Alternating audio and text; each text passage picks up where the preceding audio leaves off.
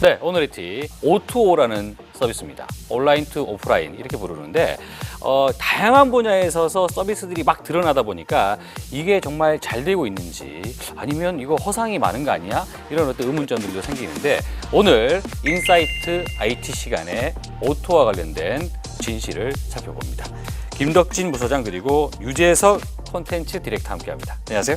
안녕하세요. 안녕하세요. 예, O2O라는 서비스가 사실 여전히 아직도 많은 분들은 모르실 거예요. 이게 사실은 O2O라는 키워드는 되게 특이하게도 미국에서 온 개념이 아닙니다. O2O는 중국에서 온 개념인데요. 중국이요? 알리바바 그룹이 가장 대표적인 게 예. 이제 2012년, 13년도에 이제 알리페이를 본격적으로 오프라인으로 확산시키면서 예. 앞으로의 시장은 O2O에 있다라는 얘기를 이제 마윈 회장이 심심치 않게 얘기를 해왔어요. 그래요. 이런 것들이 얼마나 다양하게 나와 있습니까? 그러니까 뭐 분야는 다양하죠. 뭐 배달, 차량, 운전, 부동산, 뭐 신분증 등등등한데 대부분 보면은 그 기존에 우리가 말하는 사람과 사람 또는 예. 서비스와 사람을 연결해주는 중개업의 서비스에 가까워요. 그렇죠. 따지고 보면 네.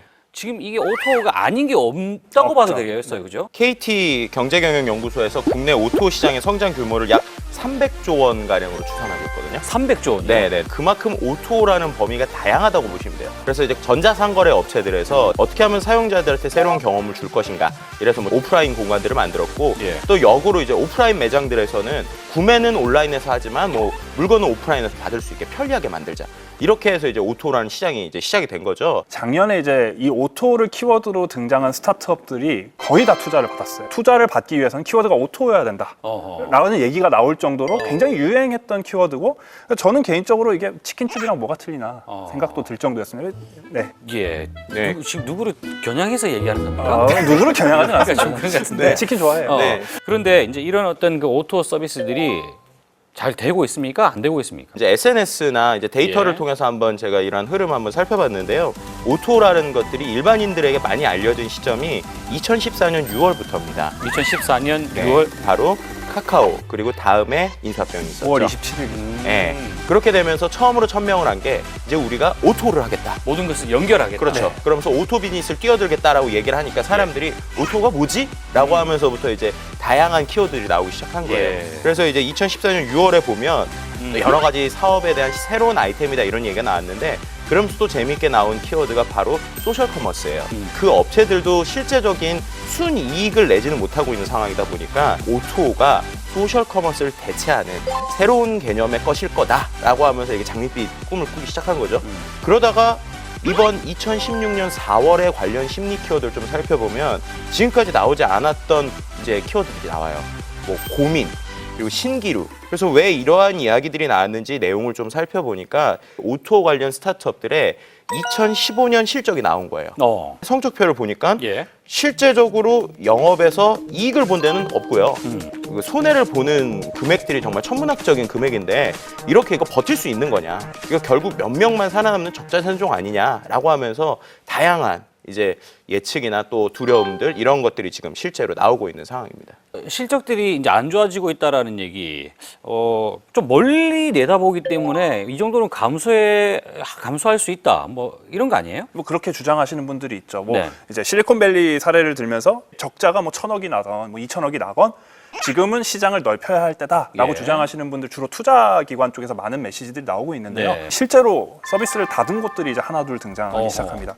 가장 대표적인 예가 이제 그 택시 네. 예약 앱인 리모트 택시라는 있었죠. 서비스가 네. 있는데요. 카카오 택시가 근데 2015년 3월에 등장을 하면서 예. 이제 리모트 택시는 좀 더 고급화로 가고 뭐 고객들을 더 공략하는 방향으로 가겠다 네. 식의 방향 설정을 하고 진행을 해왔지만 결국에는 이제 출시 1년 만에 경영난 악화로 사업을 정리하게 됐죠. 예. 두 번째 사례는 이제 홈클이라고 하는 서비스인데요. 청소 도우미 서비스를 해왔었는데요. 네.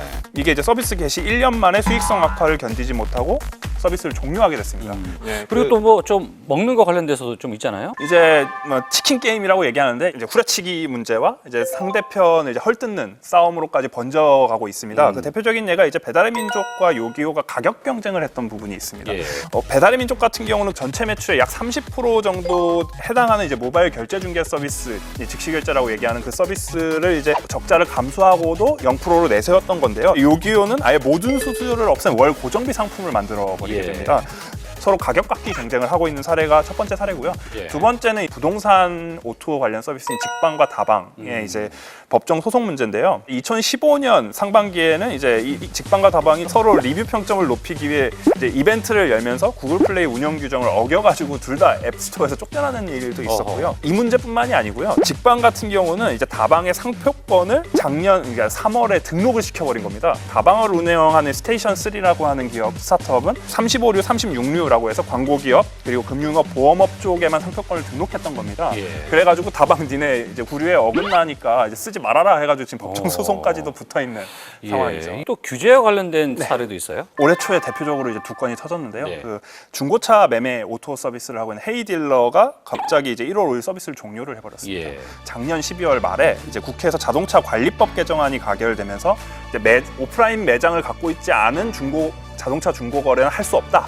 식으로 이제 법이 통과가 되면서 헤이딜러 서비스를 종료해버렸는데 최근에는 이제 다행히 그 논란이 이제 관리법이 이제 다시 바뀌게 되면서 다시 서비스를 시작했고 다시 후속 투자를 받았다는 얘기도 있습니다. 예. 그 최근에까지 해결되지 않고 있는 서비스는 이제 콜버스라고 하는 서비스입니다. 심야버스 말씀하시는 심야버스 우버라고도 얘기하는 예. 이 서비스 같은 경우는 이제 택시업에 등록되지 않은 이제 운송업 쪽에 등록되지 않은 이제 스타트업이 이제 야간에 전세차를 빌려가지고 서비스를 해왔었는데 네. 이를 보고 이제 택시 업체들이 불법 가능성을 의뢰를 했던 거죠. 그렇죠. 그래서 이제 국토교통부가 구제개혁 차원에서 이제 심야 콜버스 허용을 발표를 했어요. 예. 했는데 내면을 보니까 기존에 택시 버스 면허가 있는 회사만 여전히 이 사업을 할 수 있게끔 예. 했고요. 신규 사업자는 등장하지 못하도록 진입 장벽을 계속 만들어놔서 콜버스 같은 경우는 지금 확장성 측면에서는 상당히 어려운 상황에 처했다라고. 그렇게 본다면 이 한국의 오토 시장은 이른바 이제 그 공용들에게 혜택을 받아야 되는 그런 상황입니까? 2015년 8월부터 2016년 3월까지 우리나라에서 월 평균 한 4회 정도 오토 스타트업 투자가 이루어졌다고 해요. 그것보다 핵심은 이제 스타트업 투자 유치가 2015년 11월, 12월 이후로 계속 하향세라는 겁니다. 큰 기업들이 들어오고 거기서 시장을 통합하다 보니까 투자 수익이 줄고 있고요. 시장을 키우거나 비용이 당장 필요한 이 스타트업들이 인수가 되거나 아니면 시장을 접거나 예. 이러한 상황이 지금 많이 되어 있다고 볼 수 있을 것 그렇군요. 같습니다. 야, 그러니까 오토 서비스라는 게 이제는 더 이상 노다지가 아니다. 그렇죠. 보통 업계에서 이제 오토 쪽 하면서 얘기하는 게 우리는 뭐뭐의 우버다라고 얘기를 하는데 그래놓고서는 서비스가 다 중개 서비스인 거예요. 근데 우버의 특징을 봐야 되는데 네. 우버는 이제 세 가지 특징을 갖고 있어요. 첫 번째 특징은 이제 투자 금액의 속도가 엄청나게 빠릅니다. 2009년에 투자를 받고 2년 만에 500억대 투자를 받아요. 예. 2년 사이. 두 번째 특징은 그 받은 투자 금액을 바탕으로 해외에 바로 진출해 버립니다.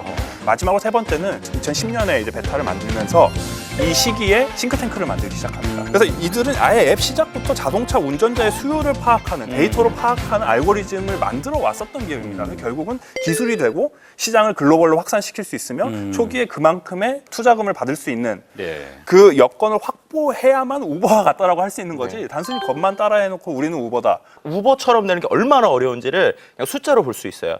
2014년 기준으로 보면 58.4억 달러가 이제 전체 온디맨드 투자 규모인데, 그러니까 우버를 제외한 나머지는 10억 달러이고 우버 자체만 41.2억 달러 투자를 받았어요. 예. 가장 큰 투자 기업인 미국에서도 O2O 온디맨드 중에서 거의 3분의 80% 이상을 가져가야지만 모모의 우버가 될 수 있는 거예요. 더 이상 말이죠. 어떤 서비스를 기획하건 간에 뭐뭐계의 우버 이런 표현은 이제 안 하는 게 좋을 것 같아요. 예. 그러면 오토 서비스를 할 때 말이죠. 어떻게 해야 됩니까? 무엇을 기획을 해야 되는 건가요, 그러면? 앞으로는 모바일을 이용한 거래가 거의 더 많이 쏠리게 될 것이고요. 그러겠죠. 그렇기 때문에 뭐 이쪽은 너무나도 시장 기회가 많은 곳이지만 기술, 아까 말씀드린 기술적인 측면에서는 앱과 결제 말고는 뭔가 기술이 들어간 게 없어요. 그에 더불어서 이제 정책 측면에서는 이제 오토 스타트업들은 기존 사업자들의 견제까지도 견뎌내야 됩니다. 그렇기 때문에 규제 문제도 상당히 심각하죠. 지금은 버틸 수밖에 없다. 역으로 말하면 신규 사업자는 참 들어가기가 어려운 시장이라는 거죠. 시장은 매력이 있지만 국내는 이미 카카오 같은 데랑 안 되는 거예요. 왜냐하면 얘네는 다양한 서비스들을 합쳐서 데이터를 합치는데 나는 한 가지 분야의 오토만 하면 경쟁이 안 되거든요. 그리고 또 기존에 있었던 예를 들면 중개업을 하던 사업자들이 오토가 있으면 새로운 경쟁자가 생기는 거기 때문에 계속적인 제재를 가하게 해달랄 수밖에 없거든요. 그리고 기술적인 면에서도 우버와 같이 정말 혁신적인 기술이 있지 않고는 쉽지가 않습니다.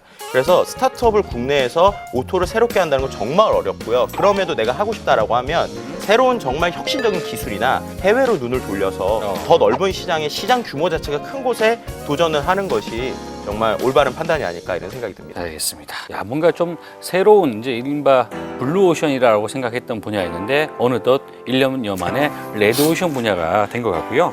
미친 기술을 제시하는 게 제일 중요하지 않나 하는 생각입니다. 오토와 관련된 인사이트 알아봤습니다. 수고하셨습니다.